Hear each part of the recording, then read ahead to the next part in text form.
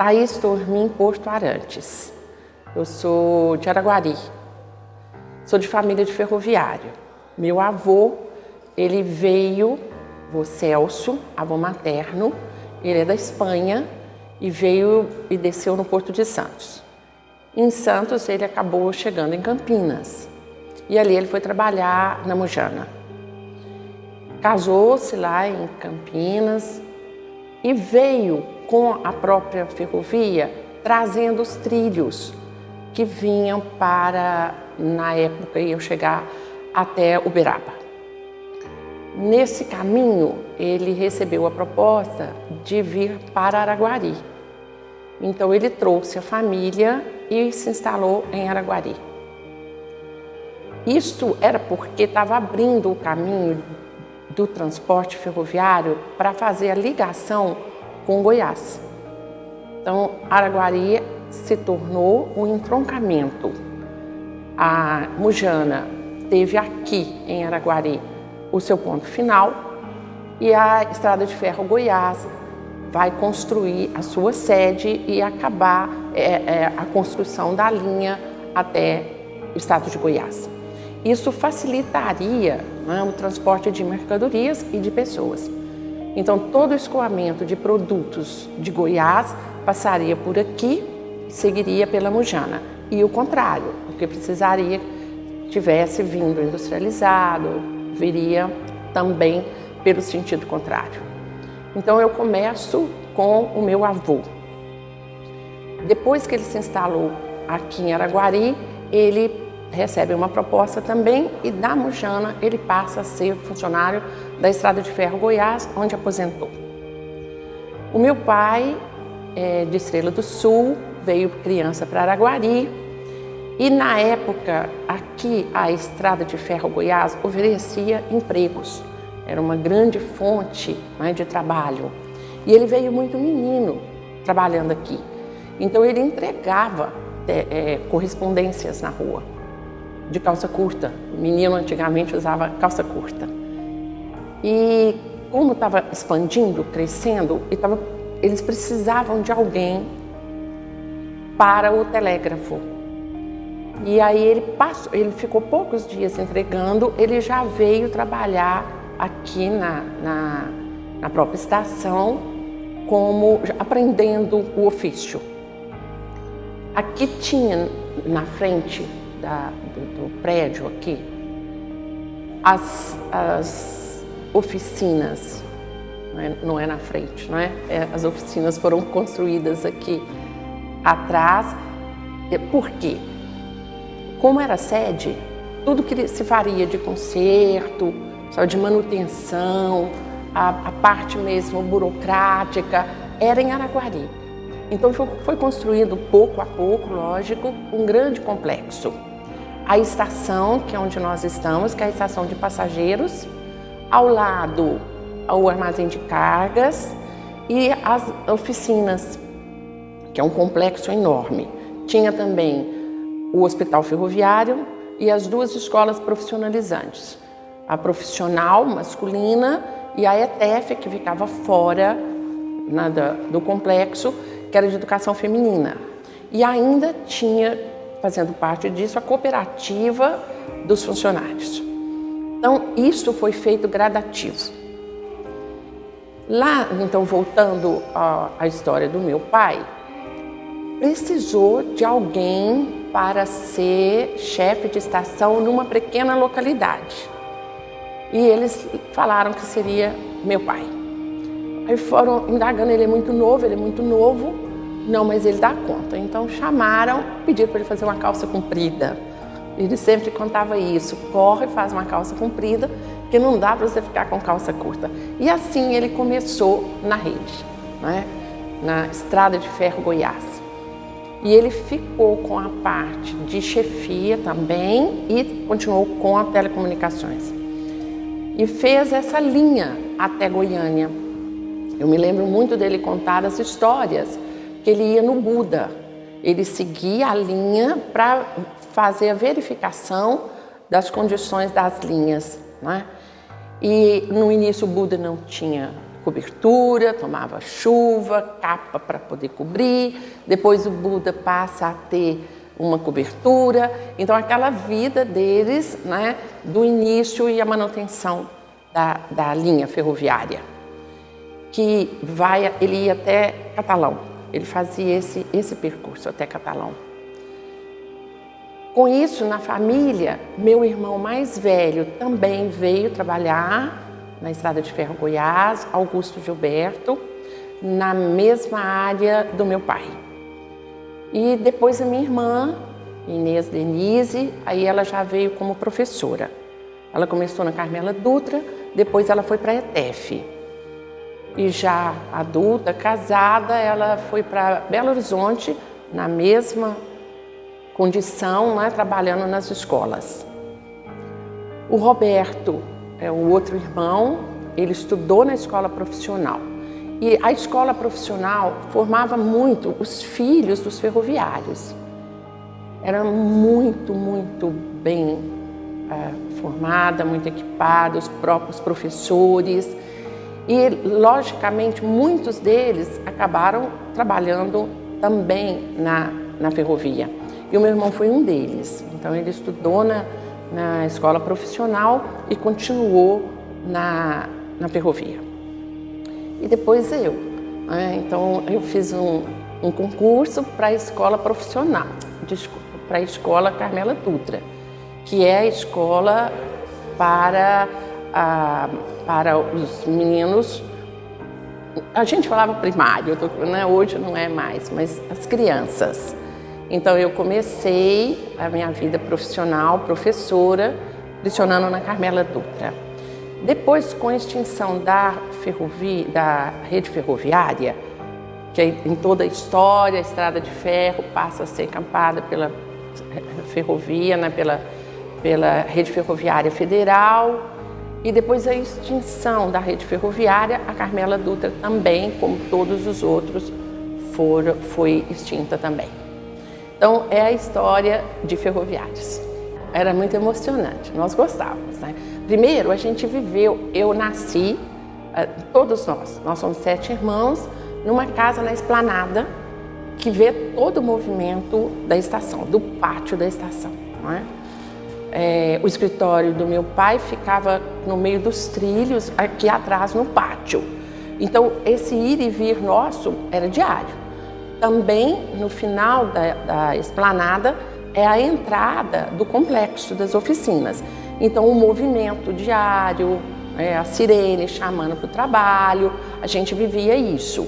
Eu saí daqui nova, mas depois que eu saí, o meu irmão mais velho veio morar aqui.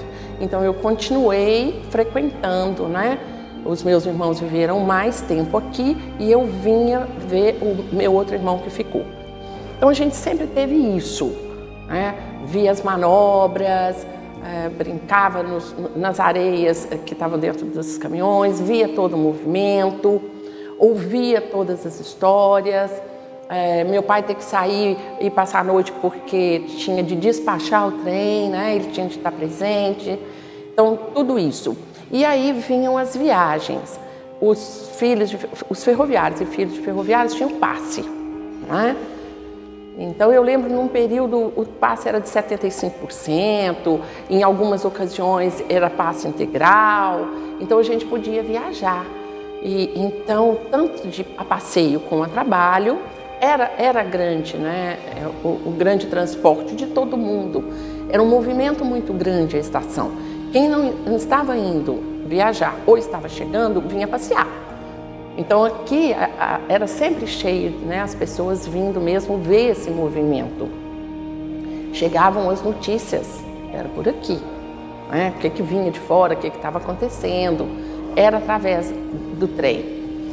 E a família toda, nós viajávamos assim, ia para Goiânia, Ribeirão, ia para São Paulo. Então, a viagem que fosse fazer era por trem. E aí era uma maravilha quando era no leito, né? Podia dormir dentro de um trem. E eu gostava muito de passar de um vagão para o outro, me lembro que aí me davam a mão, aí todo aquele barulho dos vagões, um com o outro.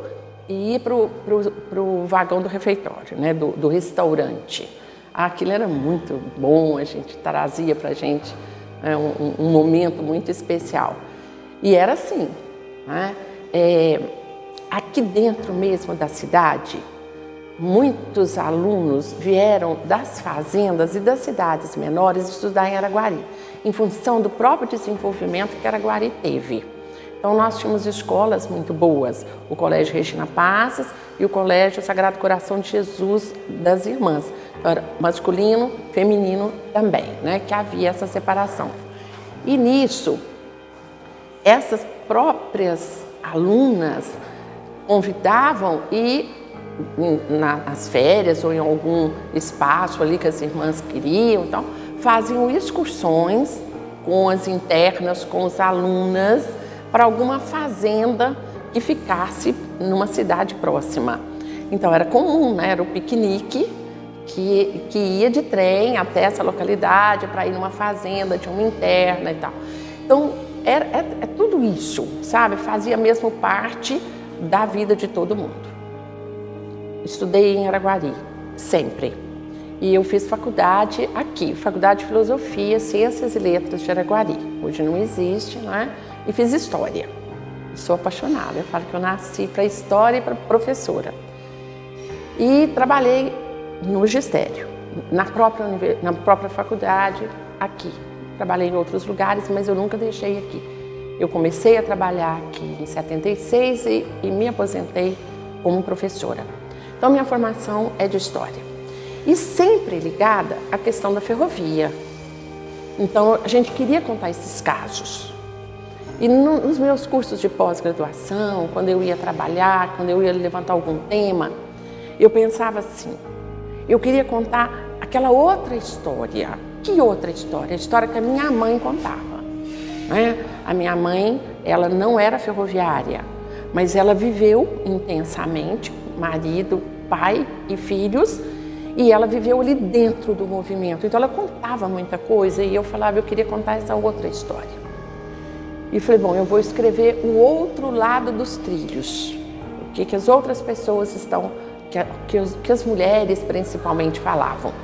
Porque a gente morava na Esplanada, mas atrás da Esplanada tem a Vila da Goiás, que acabou se tornando o bairro da Goiás, que eram os funcionários que moravam nesta vila. E eram atendidos no hospital, né? E aí a história de sempre, todo mundo ia para o Hospital da Goiás, eu tinha bronquite, então aonde que eu ia tomar, né, a medicação? No Hospital da Goiás. Então tudo que a gente ouvia era essa outra história. Isso sempre me interessou muito. Mas com o passar dos anos e a desativação da ferrovia, primeiro foi a transferência na década de 50 da Estrada de Ferro Goiás para Goiânia. Não a ferrovia, mas a sede. Isso foi um abalo para a cidade, todos reclamavam muito, né, dessa transferência que tirou esse grande movimento daqui. E muitos ferroviários foram convidados a ir morar em Goiânia e trabalhar em Goiânia, e foram. José Bittencourt foi, alguns amigos do meu pai da época foram, meu pai não quis ir. Ele era do movimento que não deveria tirar daqui, né? Foi para o Rio de Janeiro, foi para Belo Horizonte, tentar não tirar essa sede de Araguari. Então ele não quis ir, ele era muito dentro dessa ideia de permanecer aqui. Outras pessoas foram. Então primeiro foi isso, já diminuiu o movimento aqui. Depois a Rede Ferroviária Federal veio por anos, mas depois ela também desativou e a FCA, quando assumiu, é só cargas, então não teve mais passageiros. E essa estação onde nós estamos perdeu o uso, né? E tudo que fica abandonado, ela foi caindo, né, em desuso. No início tinha um uso aqui, a FCA também ficou, depois construíram outro local e aqui foi perdendo. E foi ficando depredada pela ação do tempo, chuva, sol, poeira, né? As esquadrias de madeira foram estragando e também pela ação de pessoas que passaram a viver aqui, então pichavam, quebravam, né? arrancavam portas para fazer fogueira, para cozinhar, esquentar, e o prédio foi perdendo. Houve uma busca, né, do primeiro restauro e teve uma verba da CEMIG e foi feito o telhado, mas parou. No Brasil é muito difícil a questão de patrimônio, de preservação.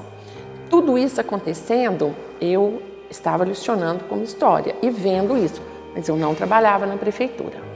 Até que a Maria Leonora Scalia, que é a secretária de Cultura na época, me convidou, né, para vir para o patrimônio histórico e trabalhar os inúmeros patrimônios da cidade, que tem muitos, lindos, né? O desafio maior era a estação da Estrada de Ferro Goiás. Aí me pegou. Bom, não tem como. Aí a história veio toda, né? Tudo aquilo que no dia a dia a gente acaba deixando um pouco veio, né? Mas era muito grande o desafio. O prédio é enorme, né? As condições financeiras difíceis, mas muita vontade de todos os envolvidos, né?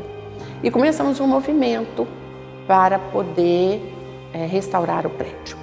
Num primeiro momento, que também foi feito por etapas, o prédio estava cercado por tapumes, na ideia de protegê-lo, que na época do restauro do telhado foi correto.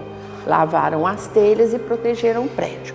Mas com os anos, o que era proteção criou um problema, porque as pessoas se escondiam atrás do tapume. Então, o primeiro pensamento nosso foi: vamos tirar os tapumes, vamos limpar, né? E vamos mostrar para a comunidade, porque os jovens não conheciam mais essa história.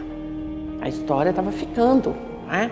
E aí, como trazer para os jovens da cidade esse prédio? Na verdade, quem passava aqui via na frente os tapumes, mato, andarilhos, pichadores, drogas. Então, para a vizinhança, o prédio estava causando um grande transtorno.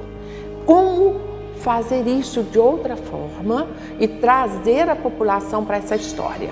Foi contar a história. Toda essa história e muito mais, trazer para perto de nós os ex-ferroviários, que sempre sentiram muito, né, o prédio ter perdido, porque ele é maravilhoso, um prédio que realmente chama a atenção, uma construção importante arquitetonicamente, e a história que estava aqui dentro. E aí fomos chamando, fazendo entrevistas, sabe, buscando material e correndo atrás como que nós vamos fazer essa restauração. E aí nós, né, o grupo envolvido da cultura, nós tivemos uma ideia de fazer um mutirão. Que mutirão seria o mutirão da limpeza, porque na verdade a gente precisava limpar. Estava tudo muito sujo. O andar superior, a gente brincava que era o Clayton, o arquiteto, e eu, né, dois doidos, que subia, porque não tinha, sabe? Só tinham as vigas e a gente ficava andando no meio daqueles buracos. Você já tem fotos sobre esse período. E a gente começou a vir aqui toda hora e fizemos um mutirão da limpeza, uma campanha na cidade. E nós imaginávamos que a gente ia ter retorno, mas não tão grande. Foi, assim, fantástico. Então, a cidade veio e a cidade abraçou o prédio. O dia do mutirão, mas era tanta gente que a gente olhava e não acreditava. Então, vieram, assim, tanto ferroviários como pessoas comuns da sociedade, médicos, dentistas, batalhão, bombeiro, todo mundo acudiu ao nosso chamado, atendeu a esse chamado e estava aqui com máscara, luva, saco de lixo, lavando e varrendo o prédio. Foi o início. Então, a partir daí, nós desenvolvemos algumas ações educativas já no prédio. Então, ainda com ele, sem nada de restauro, nós promovemos palestras. A primeira foi o pesadelo de uma perda, que se refere exatamente à transferência da Estrada de Ferro Goiás para Goiânia. Quem proferiu foi a mestra Leila Scalia, filha do seu Luiz Scalia, também ferroviário, né, da mesma época do meu pai, eram muitas pessoas que deixaram aí os filhos como a gente, que também apaixonados pela ferrovia. E a Leila tinha feito um trabalho a esse respeito, a primeira palestra foi dela. E a cidade veio assistir. E a partir daí o conservatório pintou o muro, muitos eventos foram feitos aqui na frente. Jovens, muitos jovens, sabe? Não era uma memória só do passado, mas não, era mostrar a cidade, o que aconteceu com a cidade nesse período, a importância que essa ferrovia teve para a construção da cidade, o desenvolvimento. Então, os jovens vieram juntos. Então, não era só aqueles movimentos de palestra, não. Eles pediam para fazer aqui os shows, né? E com isso, a gente foi trazendo a comunidade para não mais destruir aqui. Os recursos foram sendo levantados, o Clayton desenvolveu um novo projeto. O Clayton fazia parte da nossa equipe de patrimônio histórico. Por quê? O primeiro projeto que existia, ele dividia os grandes salões, trazendo uma escadaria ali no meio. E nós estudamos e achamos que não, que o prédio deveria ser mantido. E colocamos, na verdade, um elevador, né, para ter acesso. É lógico que um prédio daquela época traz hoje muitas limitações. E aí o novo projeto foi feito, aprovado pelo IEFA. Junto com todo esse movimento, com toda essa limpeza, com todo esse trabalho no prédio, a gente também desenvolveu o trabalho junto com o IEFA, que é o Instituto de Patrimônio de Minas Gerais, para o tombamento do prédio. Então foram feitas visitas, né, dos integrantes do IEFA aqui, não é estadual. E aí nós tínhamos um tombamento municipal do prédio e do armazém de cargas. E a gente tinha uma pretensão maior, que era proteger o complexo, né, que é lindo, com outras construções. E eu falo que é um museu aberto, tem tudo ali dentro. Cada um dos prédios em perfeitas condições, era só mesmo cuidar deles. E na época o secretário de Cultura era o Ângelo Osvaldo, ele esteve aqui. E aí todo mundo que chega aqui assusta, né? Encanta, assusta positivamente com o tamanho do complexo, com a importância do complexo numa cidade de interior, feita no início do século XX, com tantos aparelhos aqui e ainda em plenas condições de ser restaurado. E aí foi feito o tombamento estadual do complexo. E aí nós ampliamos essa proteção do bem e tudo isso foi feito. Bom, a história vai se desdobrando. Lá nos armazéns das oficinas tem muitas máquinas. E essas máquinas são da época, né, das oficinas. E aí? Não vamos deixar tirar essas máquinas do lugar. Isso estava correndo junto. E nós fizemos um levantamento, tá? Uma outra arquiteta também do patrimônio, a Carolina, me ajudou no mapeamento desses prédios e a localização de cada máquina. E aí vários ferroviários vieram nos ajudar, dando entrevistas para dizer qual era aquela máquina, quem operava, qual que era a função dela, de onde ela veio. E aí nós fomos aprendendo máquina por máquina do complexo.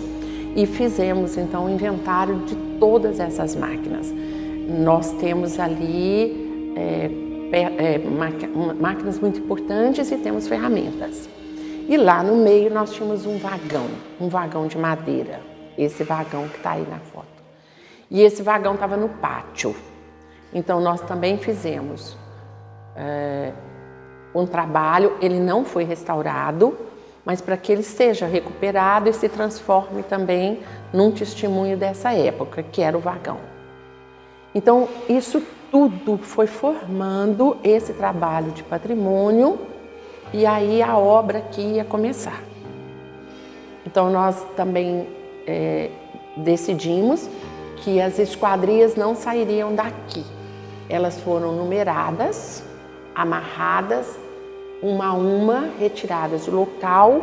E aqui ao lado, também num prédio da Estrada de Ferro, foi montada uma oficina de marcenaria, carpintaria, e elas foram recuperadas e depois voltaram para o local.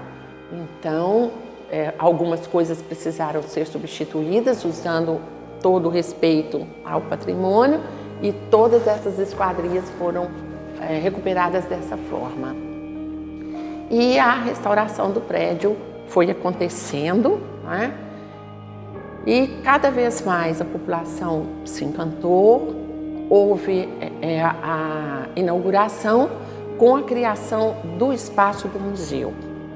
Esse espaço do museu são as memórias. Muitos ferroviários também vieram até nós e deram, né, o que eles tinham de lembranças, outras coisas a gente foi buscando mesmo nas oficinas, e tá aí o museu, que é muito visitado. E quando nós fomos montar o museu, nós queríamos imagens da época que trouxesse lembranças para quem trabalhou e que mostrassem aos jovens, né, o quão grandioso tinha sido tudo isso aqui. E nós tínhamos recebido no arquivo público a doação de negativos de um fotógrafo nosso, Geraldo Vieira. E fomos pesquisar esses negativos e percebemos que ele tinha feito durante um longo tempo o registro do processo de trabalho. Não eram fotografias soltas de um ou outro momento, mas ele teve a sensibilidade de registrar um processo de trabalho. E aí nós recuperamos através dessas fotografias, e é interessante tudo isso na história, né? O filho e o neto estiveram com a gente, esses negativos foram ampliados, né? Revelados, ampliados, e nós trabalhamos aqui, quem vem ao museu pode ver, todo o processo de instalação de trilhos e também o processo de fundição e a manutenção e construção dos vagões nas oficinas. Então, para nós é muito importante, sabe, o registro disso, para que se veja o que se fazia aqui, todo um processo. Porque numa época que o Sr. Alaor Pula, ele era o responsável pelas oficinas, vagões eram construídos aqui e serviram de modelo para outros lugares, que eram realmente fantásticos e muito bem feitos. Isso é um pouco, né, da história, e aí tem a inauguração do prédio, e também foi trabalhado junto ao município, junto ao Poder Executivo, que ele teria uso misto. Ele teria a prefeitura e o museu, né? E realmente a prefeitura está aqui até hoje. O prédio recebeu o título, né, carinhoso de Palácio dos Ferroviários, e isso ficou, todo mundo conhece como Palácio dos Ferroviários, e continua atendendo a população, porque nós tínhamos esse sonho, e isso a gente hoje olha que concretizou. As pessoas precisam vir aqui, então mesmo quem não conhecia ou que é de fora, porque a cidade criou outros caminhos, né, abriu, as pessoas vêm aqui, então elas conhecem essa história. Então essa história está aí, mantida, preservada. Depois da estação, também foi restaurado o prédio do armazém de cargas, e esse prédio, ele hoje é a Secretaria de Educação. Então esses prédios estão preservados. A estação da Stevenson é o último exemplar da Mujana, fica na BR-050. E ela foi leiloada, então ela pertencia ao dono de um viveiro de plantas ao lado. No trabalho de preservação ferroviária, essa memória ferroviária, nós entendemos que ela também precisava ser preservada. E o município adquiriu, né, a área, e foi desenvolvido um projeto de restauro. O projeto é da Carolina Vaz e foi executado. Então ela foi recuperada dentro da memória, e a proposta era que ali tivesse um museu contando a história da Mujana. Porque a nossa preocupação é que a estação aqui de Araguari, né, que era o final da linha da Mujana, ela foi demolida. Então o que tem é a Stibson, e seria muito importante ali no local um museu contando essa história, e que é um local de muito movimento, né? A BR-050, a ligação de São Paulo com Brasília, e a gente teria outras atividades, né, que poderiam ser ali também lanchonete, restaurante, enfim, artesanato, alguma coisa, onde tivesse. Infelizmente, ela ainda não foi ocupada, mas ela pertence ao município e está restaurada. O sentido é a própria vida, né? Se nós não temos memória, se nós não temos referência, nós não sabemos quem nós somos.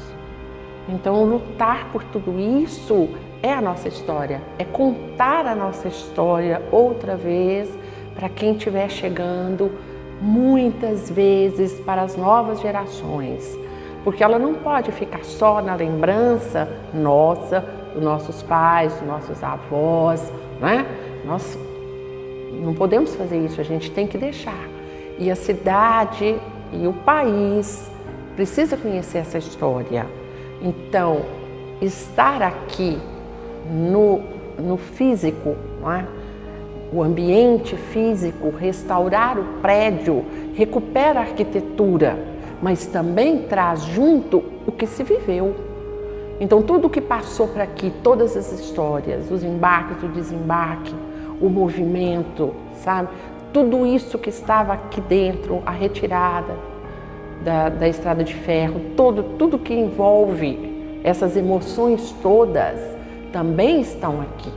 Aí eu percebo que a gente chega aqui, né, e sente, e os visitantes conhecem essa história, os outros relembram essa história e as novas gerações vão conhecendo isso. É realmente para mim uma referência, é muito importante. Os momentos da família sentada em volta de uma mesa, contando e lembrando tantas histórias.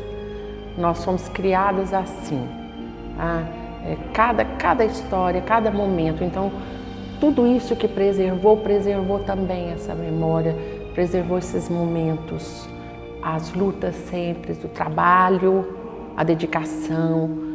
Eu aprendi a trabalhar aqui, aprendi a trabalhar assim, né? Na minha casa foi assim, com todos os irmãos. Então, estar aqui é trazer isso, e ainda numa possibilidade que isso é muito maior, não é nosso, né? A gente está dividindo isso e ao mesmo tempo aprendendo com as outras famílias que também viveram aqui essa emoção.